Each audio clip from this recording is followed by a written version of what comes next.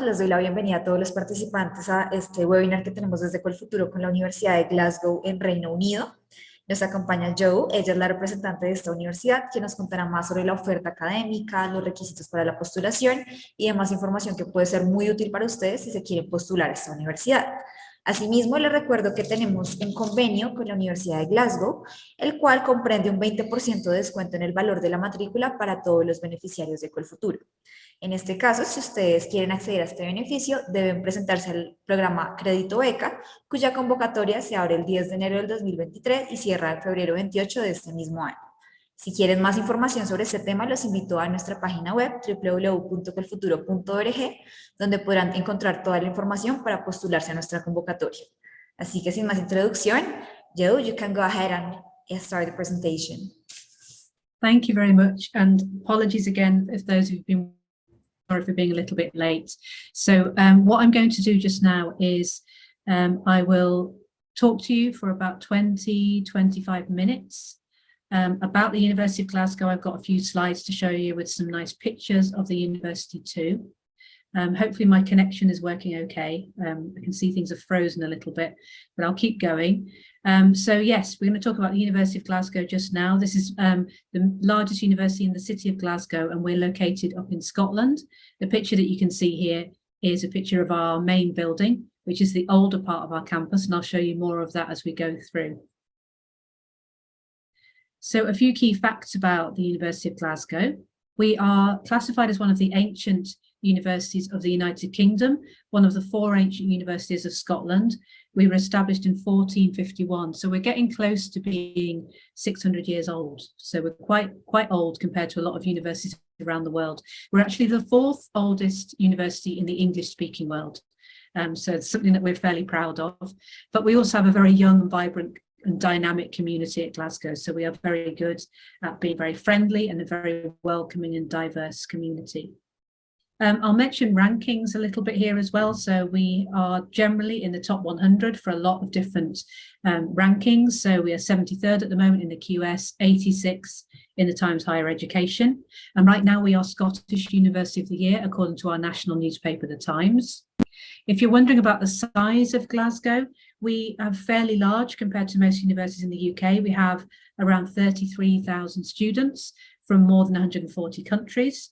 And it's also worth mentioning that we are a member of the Russell Group. This is a group of around 23 UK universities that focus in particular on research. So classified as research-intensive universities. I guess they're seen as a fairly elite group of universities, a little bit like the Ivy League in the USA. So we're very proud to be a member of that group too. And then continuing with rankings, you can see we've got some very nice top 10, top 5, and some number 1 rankings in a lot of different areas. And you can see there's lots of different subject areas represented across the board. So we have excellence in lots of areas right across the University of Glasgow. Also thinking about going back in time, we have some very famous alumni who have been very well known in the world and helped to develop the world as we know it today. So we have people like Adam Smith. He's the founder and the father, if you like, of modern economics. He studied at Glasgow and he also taught at Glasgow as well. We've named our business school after him. And we've also named our School of Engineering after James Watt, very famous engineer from the Industrial Revolution many years ago, who helped with things like improving steam power and engines. And then also we have Lord Kelvin, very famous physicist, who developed the Kelvin temperature scale. He was one of our alumni going back in time. And also the man who helped invent the television, John Logie Baird, was one of our alums as well. On top of that, we have 8 Nobel laureates affiliated to the University of Glasgow going back through our history, and we have one that is much more recent as well that we got in the last couple of years. So a year ago we had 7 and now we have 8. So thinking about alumni a little bit more, all of these alumni are still alive today. So we have famous alumni as well who are much more recent, people like Nicola Sturgeon, who is our First Minister of Scotland. And also within politics, we have Mhairi Black, who is the youngest elected MP in modern history. And then you can see within the arts and the sciences, we have lots of people who are very famous for producing famous products that come from the UK, like Doctor Who, Sherlock, Harry Potter, that kind of thing. So if you're wondering about the community at the University of Glasgow, I mentioned before we have a large community of students from 140 countries. And from Latin America, we have around 200 students studying with us, mostly for masters and for PhD. And within that, from Colombia, we have around 20 students with us. They are mostly doing master's programs. A lot are doing our programs, our international master's programs, which are offered with European partners. So those have been very popular with Colombian students. And we always, as far as we can, we have good relationships and agreements with sponsors and funding bodies. So particularly for Colombia, we really enjoy working with Colfuturo, very easy to work with, very good to communicate with.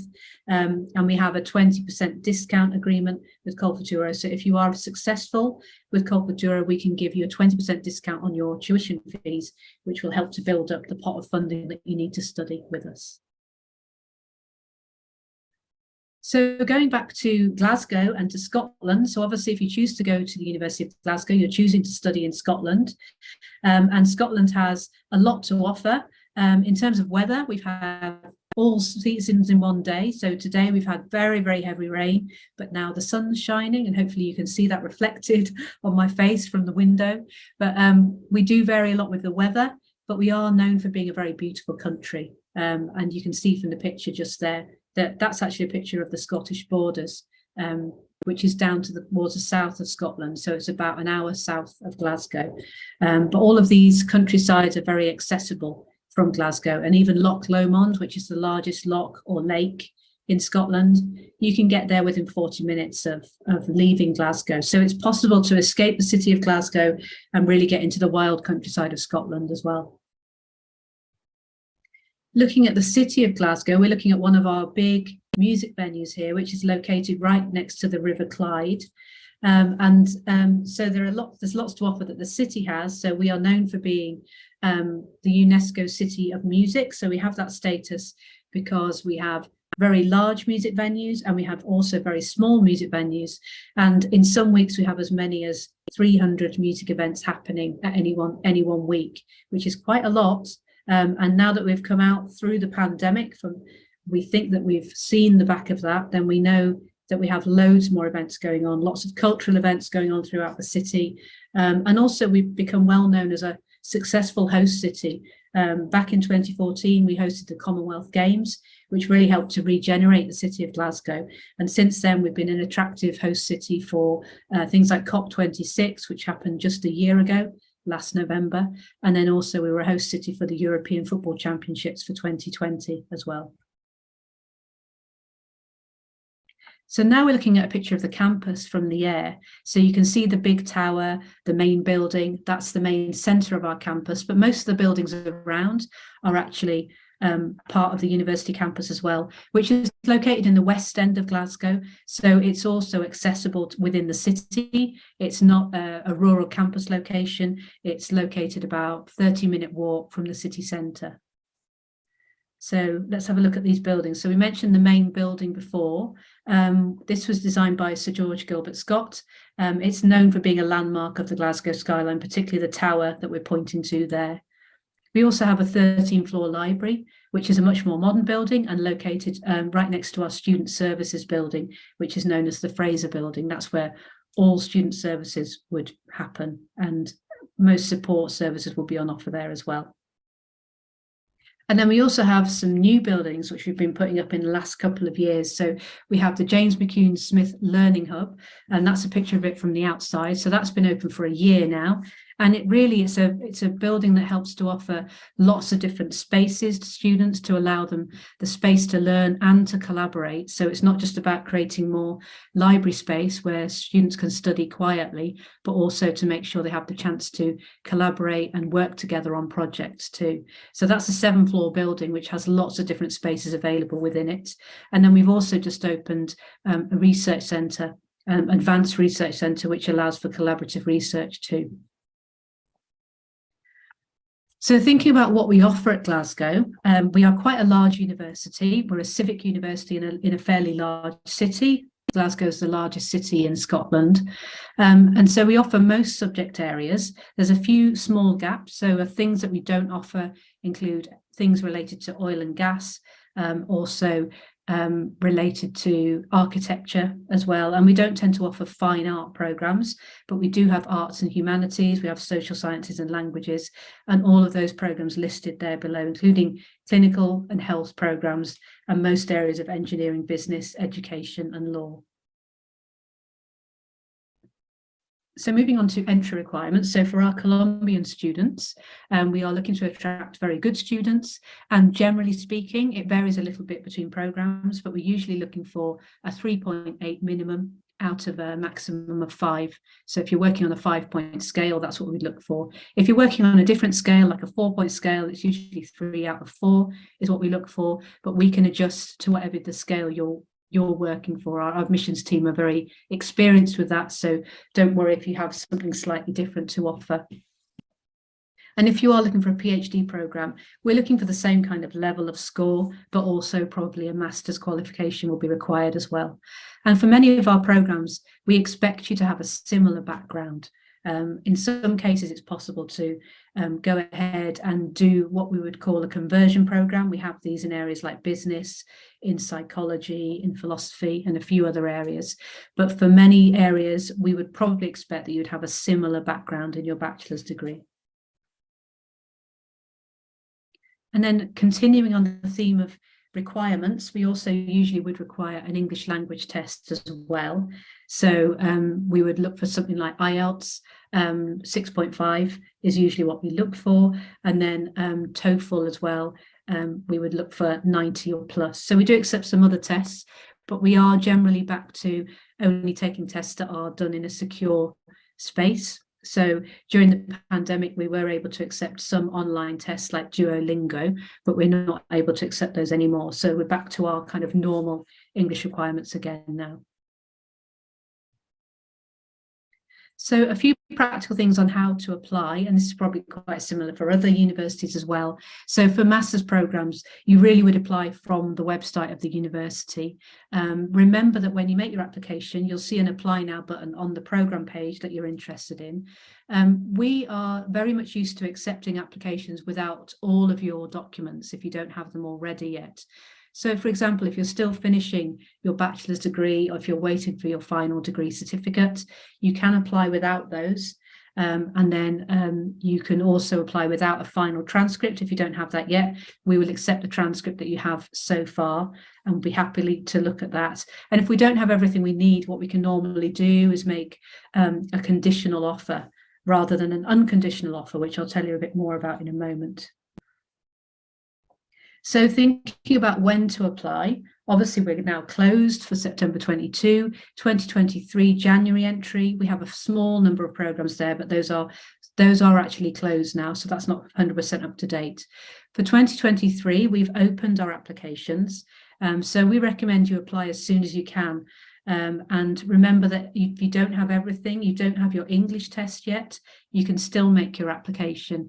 And it's worth bearing this in mind because getting ahead and applying as soon as you can will help as well if you're going to apply to Colfuturo, because their deadline will be in February, and it always helps your application if you already have an offer from the university in your pocket when you make that application.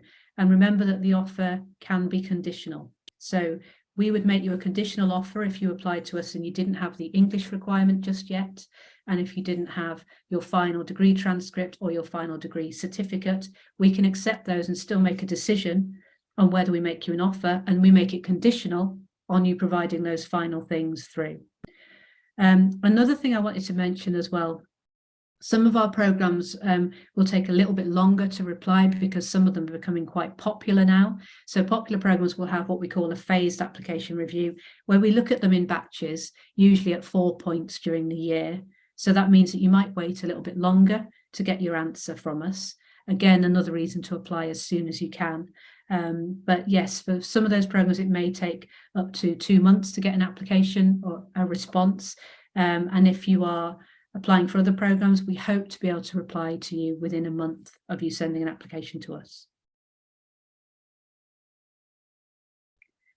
So these are some of the documents that we do require, and we'll require them usually by the end of the year so that we can make an offer unconditional. But yes, we're looking at things like your transcript, your certificate for your degree. We'd need translations of those because we expect they would be in Spanish, so we would need official translations into English. We'd need your English language certificate and also your passport photo page, which will be useful to us further down the line if you decide to study with us at Glasgow. Those are all things that you should be providing when you apply, but remember that if you don't have all of them, you can submit those later. So once you open an account with us for your application, you can add documents to those as they go through. The other thing to remember as well is that you will probably need a reference from an academic member of staff that's worked with you, probably on your bachelor's programme. So a reference or letter of recommendation is required. So as I said, the next thing that happens is, hopefully after not too long, you would get an answer from us. You'd be looking at 3 possible decisions. The unconditional offer means that we've got everything we need from you and you don't need to provide anything further. And further down the line in the summer, it means you'll be ready to apply for a visa with that offer as well. The conditional offer just means that we want you to come and join us, but there are a couple of things missing that we need to get to confirm the offer finally. And the things that are usually missing are an English language certificate with the right grade, or maybe your final transcript or your final degree certificate. So I think I've said it a couple of times now, but remember that you don't have to have absolutely all these things in order to send us an application. The sooner you apply, the sooner you are in a position to start applying for other things like funding through Col Futuro, accommodation, all of those other things. So also looking at fees, the fees will go up a little bit this year as well for 2023, but you can see that we have different fee brackets depending on the type of program that you're planning to do. So for example, if you're looking at something that's laboratory based, so science, engineering, medical, veterinary, life sciences, you will usually pay a bit more for those. And some of our programs in the Adam Smith Business School, like the MBA, will be what we call premium price. So they tend to have a slightly higher fee tag on them as well. And also thinking about scholarships. So we have scholarships that we offer at the University of Glasgow. So also we've mentioned that you have the possibility of applying to Col Futuro as well. We offer an international leadership scholarship, which is worth about £10,000. So if you're remembering the fees I've just put up there, it's probably something like a 40% discount on the overall tuition fee. Now, remember, if you do apply for Col Futuro, you could get a 20% discount with us. But if you have been awarded one of these international leadership scholarship awards, then we can give you that, assuming that it will be higher than the 20% discount. So whichever is higher, we can give you. We can't give you both together. That's the only downside. So if you get a £10,000 scholarship from us and you get Col Futuro, that's great. We won't be able to give you the 20% additional as well. So it's one or the other for us in terms of the discount that we're giving to you. Hope that makes sense. And remember that these scholarships don't require an application. So we would normally be awarding these based on the academic merit that you have from your bachelor's degree. So if you've got a particularly high score, like for example, a 4 out of 5 or maybe slightly higher, then you should be considered automatically for one of our scholarships. And continuing on the theme of finance and funding, this is just an outline of what we think it costs to live as a student per month in the city of Glasgow. Now, Glasgow, relatively speaking, is a fairly cheap city to live in. It's been classified as one of the 4th most affordable student city in the UK, and that was back in 2020. Not too much has changed, but there is more pressure now on our accommodation. So the cost of accommodation could rise a little bit because we're noticing that we have a lot of demand on the accommodation that we have in the city and also our accommodation at the University of Glasgow as well. So this gives you an idea of what it would cost. Just over £1,000 a month should normally be enough to live comfortably as a student in Glasgow. Now, continuing on the theme of accommodation, in previous years, it was relatively easy to get accommodation in Glasgow. A lot of our Colombian students and our Latin Americans would often go for private accommodation. So that would mean that they would go outside of our university accommodation and find something separately. That's getting quite hard now to actually identify accommodation that's available and that's reasonably priced. So do be aware of that when you're thinking about applying. Normally we open up our accommodation application system usually in April. And we have 6 different residences available for postgraduate master's students. The pressure on those places is higher than it used to be. So we recommend that you apply sooner rather than later. Don't leave it too late. I often talk to students from Latin America in the summer who haven't done anything about accommodation. And I just want to warn you that probably true for a few other UK cities as well. Just be careful about that for this year. Make sure that you've got a plan in mind. Remember that you can apply to our accommodation at the University of Glasgow without any obligation. So you might feel like in March or April, you don't know if you're going to come to Glasgow. You might be waiting for funding results. You might be thinking about a couple of other universities as well. But you can make your application for accommodation. And then all we would do as we process that is make you an offer a few months later of accommodation. And that's the point where you decide whether you're going to take it or not. But if you make that application earlier, it just means you'll have something in your back pocket if you need it. And once you know for sure that you're coming to Glasgow. So do bear that one in mind, because that's quite challenging to come to Glasgow without accommodation at the moment. It really is not recommended because we have such a lot of pressure on the accommodation that we have in the city. And I wanted to talk before I finish just a bit more about student support and the things that we can offer at the university. We have lots of different support services within our professional support services at the university. So that includes a doctor's surgery. We have our own international student support team, which advises on immigration and visas. We have a very professional careers service as well. And then for other kinds of support like disability support, financial support, counselling, we have lots of professional services there as well. So it's good to know that you can access these services fairly easily if you need them.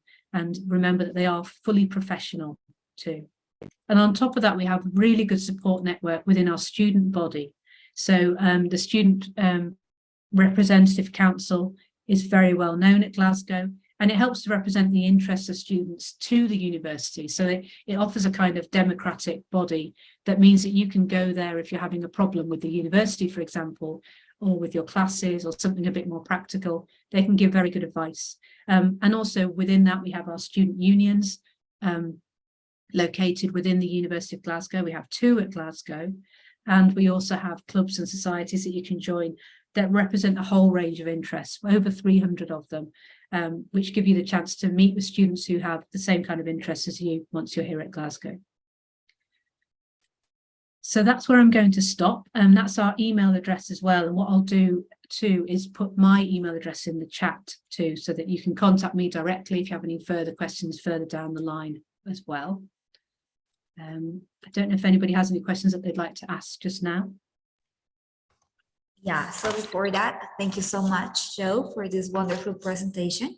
We're gonna go ahead with the questions. So we have some of that on the chat. The first one is from Maria. She says, I would like to get more information about the offer of Erasmus Mundus International Master, as I'm interested in the LLM International Law of Global Security. Peace and Development one. Yeah, that's a good question. And we, like I said before, we have a lot of interest from Colombia in these programs. They're basically master's programs that actually last 2 years, and they have usually three locations within Europe. And in most cases, Glasgow is the main location or the first location, and we do all of the admissions process for these programs as well. Basically, the deadline for this program is usually the middle of January. So it works in a slightly different way to other master's programs that we offer. They're quite competitive. What's really attractive about these programs is they have a full scholarship attached to them. So this is the Erasmus Mundus scholarship. Now, what will happen is when you apply for the program in January, you also apply for the scholarship, and you do have to apply for both.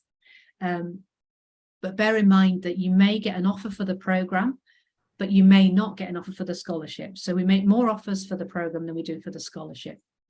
So some students, if I come to Colombia in February or March, they may well have an offer for the program already, but the results for the scholarship usually comes out in April. And the scholarship is much more competitive. So for any one program on this scheme, you'll find that there's usually a maximum limit of 3 people from any one nationality that would get the scholarship. Now, the good thing about Colombian students is that there's not too many Colombian students on these programs, so your chances are maybe a little bit higher. But obviously you'll be competing with a strong field of applicants from around the world for those scholarships anyway. But do bear in mind that they are a bit limited and they can't be offered to everyone. Hopefully that helps to answer that about Erasmus International Masters. Thanks, Joe. We are going to go ahead with Camila. She says, I have heard of a student protest over student accommodation. How has the university solved that? Yes, the student accommodation. So yes, so we had some, not really protests right in the city of Glasgow, but we've had some pressure group from the University of Glasgow, some students who couldn't get accommodation sorted out. So I think I was trying to cover this in the presentation. In previous years, we used to be a bit more flexible. So for example, students could arrive and find accommodation, and that is no longer the case. So any students that have come through to us quite late through their application, or maybe haven't accepted their offer that quickly, it means that they have not been able to apply for accommodation on time. So we have had problems this year with some students not being able to find accommodation and having to find temporary accommodation. What we have done for students who've had this problem is we've given them hotel rooms on a temporary basis. So we're making sure that nobody is without anything at all. But I think that's why I'm giving you that advice to think about accommodation much earlier on. Even if you don't know that if you're coming to Glasgow or going to another university, do what you can to make arrangements for your accommodation. And remember, you don't have to pay anything for university accommodation until we know for sure that you're coming. But if you can get the application in sooner in the year, then you're going to give yourself a better chance of having something when you make your decision about where you'll study. Okay, thank you, Joe. We're going to go with Paula Tatiana. She says, can you tell us more about the religious background of the university? Yeah, well, there's not really anything particularly strong in terms of religious background associated with the university. So occasionally, some universities in the UK have a Christian ethos. So, and that will be very clear. There is a handful of universities in the UK that have that, but the majority of UK universities don't really have any religious affiliation. Having said that, I think that originally, when we were established in 1451, we were established by a papal bull. So at that point, we were very much a Catholic university, but that was nearly 600 years ago. So what you'll find with UK universities is they don't tend to have a religious affiliation. It's not a big part of what they do, but there's a handful that do have affiliation to Christianity. Okay, thank you. We're going to go with Heidi. She says, the annual tuition fee must be paid every year, or is this fee for all the program? Yeah, so that fee, those fees we're looking at are usually per year of study, but remember that most of our master's programs are only 1 year. So that would be the total fee for the program if it's a master's. Okay, thank you. And we're going to go with David. Okay, he has a really long question, so I'm going to share it with you. Yeah. By the chat. Oh, I can see it actually. I've got the. Oh, you can see it? Yeah, because it's really long, so maybe yeah. You can read it to understand it better. Yeah, the PhD. I guess it's about how much can you get from Culfutura for a PhD. And I'm not sure how many years of study is possible with the PhD in the Culfutura grant. If the maximum is $50,000 US, is that for the whole program? Yeah. Yeah. Okay, well, in this case, I'm going to answer David, to specify what is the idea of Culfutura. So, David, with Culfutura, lo que hacemos es darte como máximo estos $50,000 americanos que mencionas. Como tal, nosotros tenemos un periodo de financiación de 9 meses y de máximo 24, es decir, que solo cubrimos la financiación por 2 años de tu doctorado. Es decir, que tú debes buscar una fuente de financiación adicional para el tiempo restante que Colfuturo no te puede financiar. No sé si de pronto esto resuelve tu pregunta, pero en este caso sí, el máximo 50,000 y el periodo de financiación son solo 2 años y tienes que buscar la fuente adicional para el tiempo restante. Okay, we're gonna go with Paula Valentina. She says, is there a master in women's studies? Yeah, Paula, we don't quite have that title. No, I think the nearest thing we have is within our School of History. We have a program in gender history, which might be of interest, but we don't offer women's studies exactly, I'm afraid. Good, we're gonna go with, let me see. Okay, well, we're gonna go with Ana Maria. She's asking if the masters are in English. Yes, all of our masters are, yes. So I mean, it's possible as well to get support with your English. Yeah, it sounds like she's asking if there's an English class available with the masters. Is that right? Yeah. So yeah, what we do offer as well is pre-sessional programs in English. So if you wanted to improve your English level before starting the masters, you could come and join us up to 2 months beforehand. And that might be good for people who haven't managed to get the IELTS to the right level. That can be quite a good option. Obviously, it costs a little bit more to do that. But also you can get English language support of different types while you do your program with us too. So if you wanted support in terms of writing essays, writing dissertations, we can offer that kind of support too. Okay, thank you. Okay, we have a lot of questions. We're gonna go ahead with the same Paula. She's asking what type of student does, well, this is not UCL, this is University of Glasgow. But can you answer this, Joe, please? What type of I mean, it's quite a general question, and it would have been nice if she got the right university, but I mean, we're looking for students that are motivated for the program they want to study. You know, actually, generally speaking, we really like getting students from Latin America and from Colombia, because we find that they will engage in classes and discussions very readily. And we like to see that because we want people to kind of question what we're doing.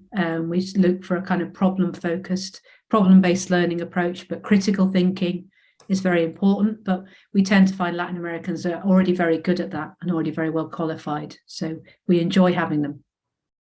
Okay, thank you. And I guess the last one is from Heidi. She's asking, is there a master in chemical or process engineering?